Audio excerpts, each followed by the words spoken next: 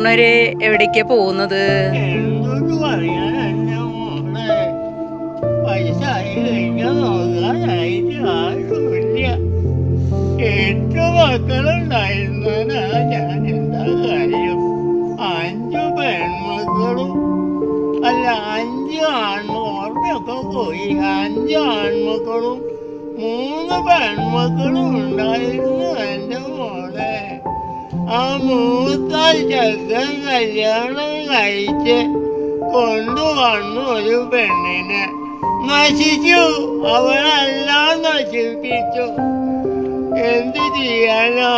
പണ്ടൊക്കെ സഹോദരന്റെ സ്നേഹം, സഹോദരന്മാര് തമ്മിലുള്ള സ്നേഹം, ഓ ആ കാര്യമൊക്കെ മറന്നു. ഇപ്പൊ എന്നെ നോക്കാനായിട്ട് ആരുമില്ല.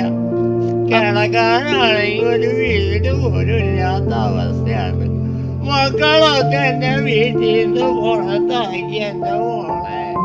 ഇപ്പൊ ശരണം കടത്തുന്നതിന് മാത്രം നല്ലൊരു ഓണക്കാലം ഞാനിപ്പോ ഓർക്കാണ്. അന്നൊക്കെ നല്ലപോലെ മക്കളൊക്കെ സന്തോഷത്തോടു കൂടി ഭക്ഷണവും കഴിച്ച് നടന്നു.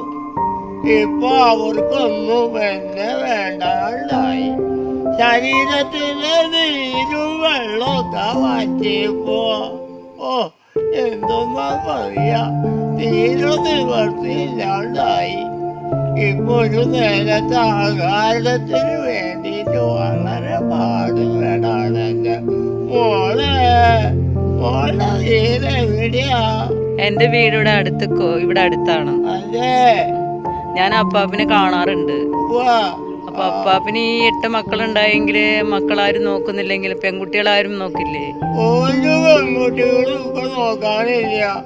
അവൾക്കാണെങ്കിൽ ആ തള്ളക്കാണെങ്കിൽ ഇളയ മോളോട് മാത്രമേ സ്നേഹമുള്ളൂ.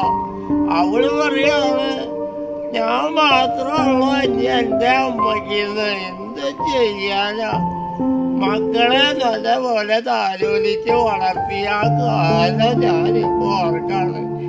ഇപ്പോ 10 മാസം മുമ്പ് പ്രസവിച്ച ഈ തള്ളമാര് തന്നെയാണ് കുഞ്ഞുങ്ങളെ കൊന്നു കുഴിച്ചു മൂടുന്നത്.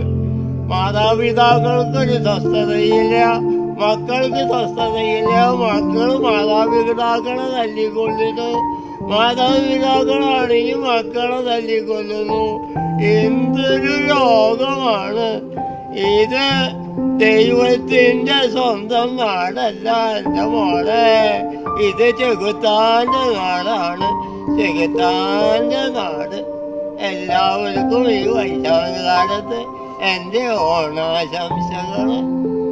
അയ്യോ.